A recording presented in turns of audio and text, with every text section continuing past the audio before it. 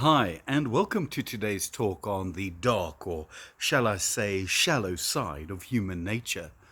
Ken Wilber, in his book Sex, Ecology and Spirituality, exclaimed that it is often said that in today's modern and postmodern world, the forces of darkness are upon us. But I think not. Even in the dark and the deep, there are truths that can always heal. It's not the forces of darkness, but of shallowness that everywhere threaten the true and the good and the beautiful, and that, ironically, announce themselves as deep and profound. It's an exuberant and fearless shallowness that everywhere is the modern danger, the modern threat, and that everywhere nonetheless calls to us as Savior. Wilbur calls our attention back to a question that's reverberated through the ages. Are humans, though imperfect, essentially kind, sensible, good-natured creatures? Or are we deep down wired to be bad, blinkered, idle, vain, vengeful, selfish? There are no easy answers. And there's clearly a lot of variation between individuals. And also, if we are either of these things, is it because we are good or evil? Or are we conflating the outcomes? That which is beneficial is good, to that which is detrimental as evil, with the actual cause, where that cause itself may be a question of awareness, of self, of others, of consequences. A question then of insight, or depth, and ignorance, or shallowness. So firstly, I want to share with you some dispiriting findings that reveal the shallower and less impressive aspects of human nature. And after that, we can explore a remedy. So the first shallowness is we view minorities and the vulnerable as less than human. And one striking example of this blatant dehumanization came from a brain scan study that found a small group of students exhibited less neural activity associated with thinking about people when they looked at pictures of the homeless or of drug addicts, as compared with higher status individuals. Another study showed that people who are opposed to Arab immigration tended to rate Arabs and Muslims as literally less evolved than average. Among other examples, there's also evidence that young people dehumanize older people, and that men and women alike dehumanize drunk women. What's more, the inclination to dehumanize starts early. Children as young as 5 view outgroup faces as of people from a different city or a different gender to the child as less human than in-group faces. Our second shallowness is that we experience schadenfreude, a pleasure at another person's distress, by the age of 4. And according to a study from 2013, that sense is heightened if the child perceives that the person deserves the distress. A more recent study found that by age 6, children will pay to watch an antisocial puppet being hit rather than spending money on stickers. Our third shallowness is we believe the world is fair, assuming that the downtrodden of the world deserve their fate. The unfortunate consequences of such beliefs were first demonstrated in the now classic research from 1966 by American psychologists Melvin Lerner and Caroline Simmons. And in their experiment, in which a female learner was punished with electric shocks for wrong answers, women participants subsequently rated her as less likable and admirable when they heard that they would be seeing her suffer again, and especially if they felt powerless to minimize this suffering. Since then, researchers have shown our willingness to blame the poor, rape victims, AIDS patients, and others for their fate so as to preserve our belief in a just world. By extension, the same or similar processes are likely responsible for our subconscious rose-tinted view of rich people. See my talk on meritocracy. Our fourth shallowness is that we're blinkered and dogmatic. If people were rational and open-minded, then the straightforward way to correct someone's false beliefs would be to present them with some relevant facts. However, a classic study from 1979 showed the futility of this approach. Participants who believed strongly for or against the death penalty completely ignored facts that undermined their position, actually doubling down on their initial view. And this seems to occur in part because we see opposing facts as undermining our sense of identity. It doesn't help that many of us are overconfident about how much we understand things, and that when we believe our opinions are superior to others, this actually deters us from seeking out further relevant knowledge. Our fifth shallowness is we would rather electrocute ourselves than spend time in our own thoughts. And this was demonstrated in a controversial 2014 study in which 67% of male and 25% of female participants opted to give themselves unpleasant electric shocks rather than spend 15 minutes in peaceful contemplation. Our sixth shallowness is that we, unfortunately, are vain and overconfident. Our irrationality and dogmatism might not be so bad were they married to some humility and self insight.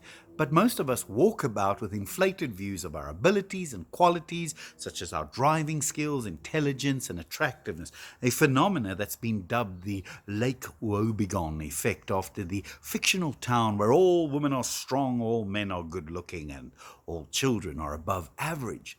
Ironically, the least skilled among us are the most prone to overconfidence, the so-called Dunning-Kruger effect. This vain self-enhancement seems to be most extreme and irrational in the case of our morality, such as in how principled and fair we think we are. In fact, even jailed criminals think they are kinder, more trustworthy, and honest than the average member of the public. Our seventh shallowness is we are moral hypocrites, and it pays to be wary of those who are the quickest and loudest in condemning the moral failings of others. The chances are that moral preachers are as guilty themselves, but take a far lighter view of their own transgressions. In one study, researchers found that people rated the exact same selfish behavior, giving themselves the quicker and easier of two experimental tasks on offer, as being far less fair when perpetuated by others. And similarly, there is a long-studied phenomenon known as the actor-observer asymmetry, which in part describes our tendency to attribute other people's bad deeds, such as our partner's infidelities, to their character, while attributing the same deeds performed by ourselves to the situation at hand. And these self-serving double standards could even explain the common feeling that incivility is on the rise. Recent research has showed that we view the same acts of rudeness far more harshly when they are committed by strangers than by our friends or ourselves. Our eighth shallowness is we are all potential trolls. As anyone who's ever found themselves in a spat on Twitter will attest, social media might be magnifying some of the worst aspects of human nature, in part due to the online disinhibition effect and the fact that anonymity, easy to achieve online, is known to increase our inclinations for immorality, while research has suggested that people who are prone to everyday sadism, which is a worryingly high proportion of us, are especially inclined to online trolling. A study published last year revealed how being in a bad mood and being exposed to trolling by others doubles the likelihood of a person engaging in trolling themselves. In fact, initial trolling by a few can cause a snowball of increasing negativity, which is exactly what researchers found when they studied readers' discussions on CNN.com, with the proportion of flag posts and the proportions of users with flag posts rising over time. Our ninth shallowness is we favor ineffective leaders with psychopathic traits.